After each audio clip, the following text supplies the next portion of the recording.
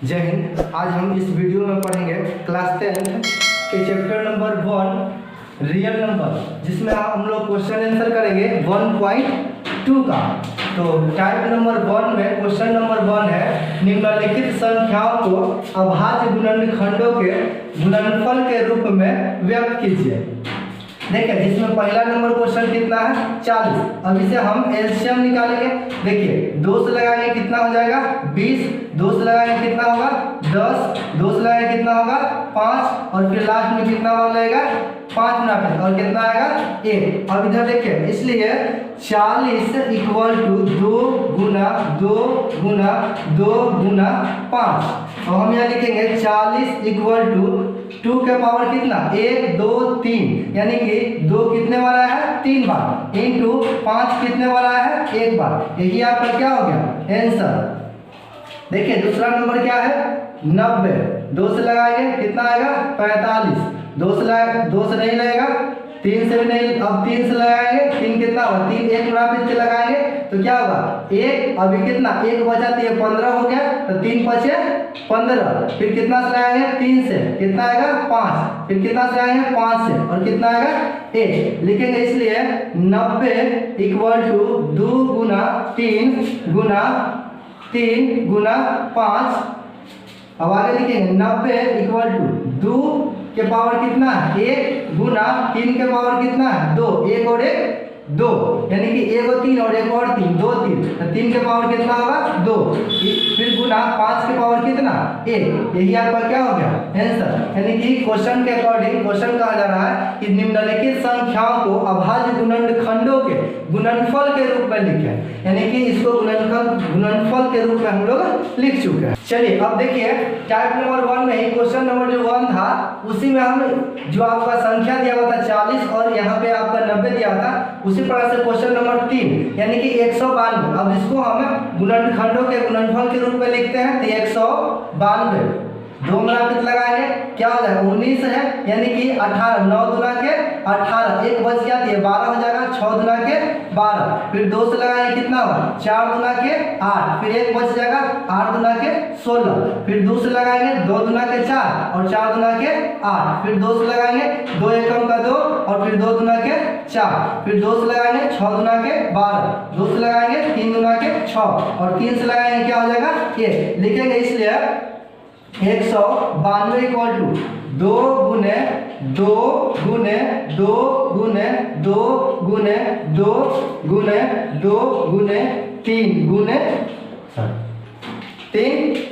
अब इधर देखिए, यानी कि 2 कितना बार आया था 1 2 3 4 5 6, कौन कर लेंगे 1 2 3 4 5 6, यानी कि 2 कितने बार आया है 6 बार। तो लिखेंगे 192 इक्वल टू 2 के पावर कितना 1 2 3 4 5 6, 2 के पावर कितना आ जाएगा 6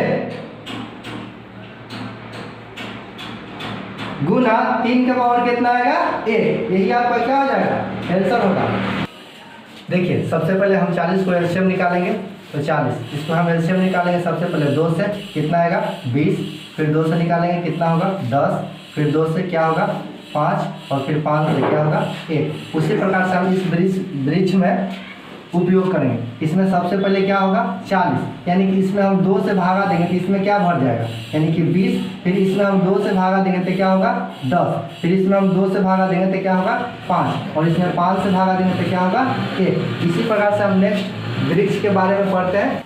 देखिए, क्वेश्चन नंबर दूसरा में ही हम वृक्ष के बारे में पढ़ रहे थे। तो वृक्ष में क्वेश्चन नंबर पहला, यानी कि यहाँ पे 40 है। अगर हमें इस घर को अगर ज्ञात करना है संख्या, तो सबसे पहले क्या करना होगा इससे तीर चलाना होगा, और इससे तीर अगर हम इस संख्या से इस संख्या में अगर तीर चलाते हैं तो भाग लगेगा, यानी कि 2 से कितना भागा देना पड़ेगा 40 से, कितना हो जाएगा यानी कि 10 मिनट पे 2 दुना के 4 कटेगा तो कितना आएगा 0, और ये क्या बचेगा 0, यहाँ पे 0, यहाँ पे कितना बचेगा 20। अब देखिए, इससे जब हम तीर चलाए तो ये वाला संख्या भर गया। अब हमें ये वाला संख्या को भरने के लिए इधर से तीर चलाना पड़ेगा, और 10 से हम 20 में भाग देंगे तो क्या बचेगा 2। उसी प्रकार से फिर से जिस प्रकार से हम यहाँ से तीर चलाते हैं तो ये वाला घर भरा था, उसी प्रकार से यहाँ से हम तीर चलाएंगे तो इस वाला घर भर जाएगा। तो 2 से भागा देंगे 10 में तो क्या बचेगा 5। चलिए इसी तरीके से हम दूसरा नंबर क्वेश्चन को देखेंगे। इससे अगर हम तीर चलाते तो इसमें भागा लगता और ये वाला घर भर जाता, लेकिन इसमें कोई संख्या है ही नहीं, तो ये कैसे भर सकता है। चलिए दूसरा मोड देखते हैं। इससे अगर हम तीर चलाते तो ये संख्या भर जाता, लेकिन इसमें संख्या है नहीं। तो इस कंडीशन में अगर इस वाले घर में संख्या दिया हुआ और इस वाले घर में संख्या दिया हुआ तो आपस में दोनों गुना कर लेंगे। तो 2 और 10 में गुना हुआ तो क्या हो जाएगा 20। अब उसी प्रकार से हम इस घर को भरने के लिए फिर से यहाँ गुना करेंगे और 20 में 2 से गुना करेंगे तो क्या हो जाएगा 40। अब इस प्रकार से हमें ये वाला घर को भरना है तो क्या इससे क्या करना पड़ेगा, तीर चलाना पड़ेगा और 5 दूना के 10। चलिए उसी प्रकार से हम वृक्ष नंबर तीसरा के पास चलते हैं। अब इस घर को हमको भरने के लिए ये दोनों में क्या करना पड़ेगा गुना। तो 6 में 3 से गुना करेंगे तो क्या हो जाएगा 18। अब देखिए इस प्रकार से इधर से तीर चलाएंगे तो ये वाला घर भर जाएगा। तो 3 दूना के 6। चलते हैं हम नेक्स्ट टाइप के ऊपर लेकर के। ठीक है, टाइप नंबर 2, उसमें क्वेश्चन है पहला कि 64 में 2 का अधिकतम घात ज्ञात करें। तो सबसे पहले जब हम इस क्वेश्चन को हल करेंगे तो 64 का एलसीएम निकालेंगे। तो 2 से निकालेंगे क्या हो जाएगा जी 32, 2 से निकालेंगे क्या होगा 16, 2 से निकालेंगे क्या होगा 8, 2 से निकालेंगे तो क्या होगा 4 और 2 से 2। इसलिए 64 इक्वल टू 2 गुना 2 गुना 2 गुना 2 गुना 2। गिन लीजिएगा 1 2 3 4 5, 1 2 3 4 5। अभी फिर से लगेगा 2 से क्या होगा 1, फिर यहाँ गुना का 2। अब देखिए 64 में गिन लीजिए कि कितना में आपके 2 आया 1 2 3 4 5 6, यानी कि 2 के पावर कितना होगा 6 लिखेंगे। अतः 64 में 2 का अधिकतम घात 6 होगा। यही आपका क्या हो जाएगा। टाइप नंबर 2 में है क्वेश्चन नंबर आपकी चेंज कर दिया गया, यानी क्वेश्चन नंबर 2। क्वेश्चन नंबर 2 में है कि 440 में 5 का अधिकतम घात ज्ञात कीजिए। इससे पहले नंबर जो क्वेश्चन था उसमें क्वेश्चन दिया था कि 2 का अधिकतम घात। हो सकता है कि अगला बार आपके बिहार बोर्ड में जो क्वेश्चन पूछा जाए उसमें 5 की जगह पे 6 3 8 कुछ भी का घात पूछा जा सकता है। इसमें क्वेश्चन है कि 440 में 5 का अधिकतम घात क्या है। तो सबसे पहले हम इसको हल करेंगे। तो 440 में एलसीएम निकालेंगे। तो सबसे पहले 2 मरापित लगाया जाएगा, क्या हो जाएगा इसको 2 2 और फिर 0, फिर से 2 लगाएंगे तो 1 1 फिर 0। अब 2 से लगेगा, बिल्कुल अभी लगेगा, 2 से लगाइए 5 दूना के 10, अब 5 दूना के 10। अब 2 से नहीं लगेगा, 3 से भी नहीं लगेगा, 4 से नहीं, अब कितना से लगेगा 5 से 11 आ जाएगा और फिर 11 से लगाएंगे तो 1 आ जाएगा। अब लिखेंगे इसलिए 440 इक्वल टू 2 गुने 2 गुने 2 गुने 5 गुने 11।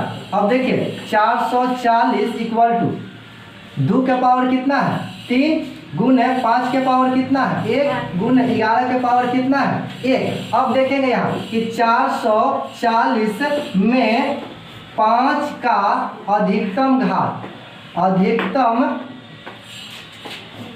घात देखिए, इससे पहले जो क्वेश्चन था 2 का अधिकतम घात पूछा जा रहा था। इस बार 5 का अधिकतम घात कितना है 1। यहाँ पे आंसर क्या होगा 1। देखिए टाइप नंबर 3 क्वेश्चन नंबर 1, संख्या 18 और 40 का अभाज्य गुणनखंड विधि द्वारा एचसीएफ यानी कि मस और एलसीएम यानी कि लस ज्ञात करना है। तो देखते हैं हम लोग हल। 18 इसको हम एलसीएम निकालेंगे, 2 से निकालेंगे क्या हो जाएगा 9। अब 2 से नहीं लगेगा तो 3 से लगाएंगे, कितना हो जाएगा 3 और फिर 3 से लगाएंगे तो क्या हो जाएगा 1। यहाँ पे लिखेंगे 18 इक्वल टू 2 गुने 3 गुने 3 गुने 1। इसके बाद देखते हैं 40 को निकालेंगे 2 से तो क्या हो जाएगा 20, 2 से निकालेंगे 10 और 2 से निकालेंगे 5 और 5 से निकालेंगे तो 1। यहाँ लिखेंगे इसलिए 40 इक्वल टू 2 गुने 2 गुने 2 गुने 5 गुने 1। अब यहाँ पे लिखेंगे यहाँ 18 इक्वल टू 2 गुने 3 गुने 3 गुने 1 और 40 इक्वल टू 2 गुने 2 गुने 2 गुने 5 गुने 1। अब हमें सबसे पहले निकालना एच HCF और LCM। देखिए HCF निकालने के लिए आप इस दोनों में चयन कीजिए, दोनों संख्याओं में अगर मिलता है उसी को हम दोनों में से कोई एक लिख लेंगे। तो देखिए यानी कि 18 वाला में भी 2 मिला और 40 वाला में भी 2 मिला, तो हम एक लिख लिए 2। अब इसके बाद देखिए 3 2 नहीं मिल रहा, फिर अभी 3 2 नहीं आपस में मैच कर रहा है, 5 और 1 नहीं मैच कर रहा है, लेकिन 1 और 1 आपस में मैच कर रहा है, ये दोनों में से कोई एक लिख लेंगे 1। अब गुना करेंगे, 2 में 1 से गुना करेंगे तो क्या हो जाएगा 2, यानी कि 18 और 40 का HCF यानी कि मौसा क्या होगा 2, ये आपका आंसर होगा। अब एलसीएम निकालने के लिए किसी या तो 18 वाले संख्या को या तो फिर 40 वाले संख्या को किसी एक को अच्छे तरीके से ढक लेंगे और पूरा किसी एक को लिख लेंगे। तो हम 40 लाख को ढक लेते हैं, यानी कि इग्नोर करते हैं हम लिखने के लिए अभी, और कितना होगा 2 गुने 3 गुने 3 गुने 1, यानी कि ये वाले जो संख्या पूरा लिख लिए। अब हम 40 वाला संख्या में से वही संख्या हम इसमें गुना करके लिखेंगे जो संख्या इसमें नहीं मिला है। तो नहीं मिलने वाला कौन है 2 गुना ये 2 गुना ये 5, बाकी के गुना कर लेंगे 2 में 3 से, फिर 3 से, फिर 1, फिर 2, फिर 2, फिर 5। आप लोग गुना कर लीजिएगा, इसका आंसर आएगा 360 और यही आपका क्या हो जाएगा आंसर। तो आप लोग देख लीजिए संख्या 18 और 40 का अभाज्य गुणनखंड विधि द्वारा HCF LCM, HCF बराबर 2 और LCM बराबर 360 है। चलिए देखिए टाइप नंबर 3 में ही क्वेश्चन नंबर 2, संख्या 27, 12 और 36 का अभाज्य गुणनखंड विधि द्वारा HCF और LCM ज्ञात करें। तो देखते हैं हम हल। सबसे पहले 27 और 27 का हम लोग LCM निकालेंगे, तो कितना से निकालेंगे 3 से निकालेंगे तो 9, और फिर 3 से निकालेंगे तो 3, और 3 से निकालेंगे तो 1। उसके बाद 12 2 से निकालेंगे 6, 2 से निकालेंगे 3, और 3 से निकालेंगे 1। उसके बाद 36 2 से निकालेंगे 18, 2 से निकालेंगे 9, फिर 3 से निकालेंगे 3, और 3 से निकालेंगे 1। अब सभी को लिखेंगे 27 इक्वल टू 3 गुने 3 गुने 3 गुने 1। 12 को देखेंगे तो 2 गुने 2 गुने 3 गुने 1। उसके बाद 36 इक्वल टू 2 गुने 2 गुने 3 गुने 3 गुने 1। अब हमें निकालना है क्या HCF और LCM। देखिए इससे पहले भी हम बताते हैं क्वेश्चन में कि दोनों संख्याओं में जो मिलता आपस में मैच करता है उसे हम क्या कहते हैं HCF। लेकिन ये 3 संख्याओं वाला दिया हुआ क्वेश्चन, तो तीनों में मैच करना चाहिए। देखिए ये तो नहीं मैच कर रहा है, ये भी मैच नहीं कर रहा है, ये जो देखिए 3 जो है तीनों संख्याओं में मैच कर जा रहा है। तो क्या लिखेंगे 3 इंटू, अब क्या मैच कर रहा है जी 1 मैच कर रहा है, तो हम फिर 1 को लिख लेंगे। तो क्या हो जाएगा 3 में 1 से गुना करेंगे तो 3, यही आपका क्या आ जाएगा आंसर HCF का आंसर 3। अब LCM में देखें किसी 2 के ढक लेना है, यानी कि 2 को हम लुप्त करने की कोशिश करेंगे कुछ समय के लिए और किसी एक को लिखेंगे। तो चलिए हम 27 को पूरा लिख लेते हैं। तो क्या लिखना पड़ेगा 3 गुने 3 गुने 3 गुने 1। अब देखिए गुना में हम उसी संख्याओं को ये दोनों में से लिखेंगे जो नहीं मिला। तो नहीं मिलने वाला संख्या क्या है 2, और फिर ये 2, तो 2 गुने 2। उसके बाद अब इसमें देखेंगे तो 2 गुने 2 गुने 3, तो 2 गुने 2 गुने 3। अब इसको आपस में आप लोग गुना कीजिए। देखिए इसको गुना कीजिएगा सभी में, तो क्या आ जाएगा आंसर 11 23 9, यही आपका क्या हो जाएगा आंसर हो जाएगा LCM बराबर। चलिए देखिए आप लोग 1.2 में जो क्वेश्चन आपको होगा बुक में उसको बनाने की कोशिश कीजिएगा। अब हम इस वीडियो में लास्ट करते हैं। देखिए हम आपको पिछले वीडियो में आपको एक क्वेश्चन दिए थे और वो क्वेश्चन था कि 0 1 2 3 डॉट डॉट संख्या है, वो कौन सी संख्या है। पहला ऑप्शन था पूर्ण संख्या, दूसरा ऑप्शन था प्राकृत संख्या, और तीसरा ऑप्शन था भाज्य संख्या, और चौथा ऑप्शन था इनमें से कोई नहीं। तो हम आपको इसका सही आंसर बताने की कोशिश कर रहे हैं और सही आंसर ही है पूर्ण संख्या।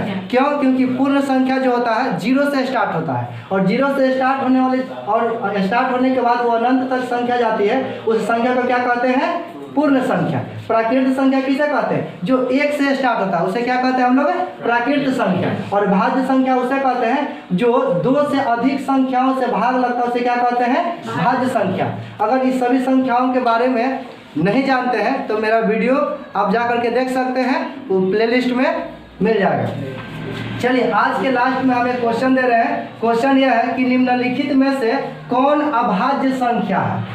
निम्नलिखित में से कौन संख्या अभाज्य संख्या है। Option number A 9, option number B 4, उसके बाद ऑप्शन नंबर सी 15 और ऑप्शन नंबर डी 13। यानी कि इस सभी क्वेश्चन का आप आंसर कमेंट बॉक्स में टाइप कीजिएगा। चलिए इस वीडियो में हम 1.2 यानी कि पढ़ लिए और हम अब बुक में 1.3 अगले वीडियो में पढ़ेंगे। तो आई होप कि आप सभी लोग इस वीडियो के माध्यम से क्वेश्चन को समझ गए होंगे और 1.2 को हर एक क्वेश्चन को आप लोग बनाने की कोशिश कीजिएगा। तब तक के लिए धन्यवाद।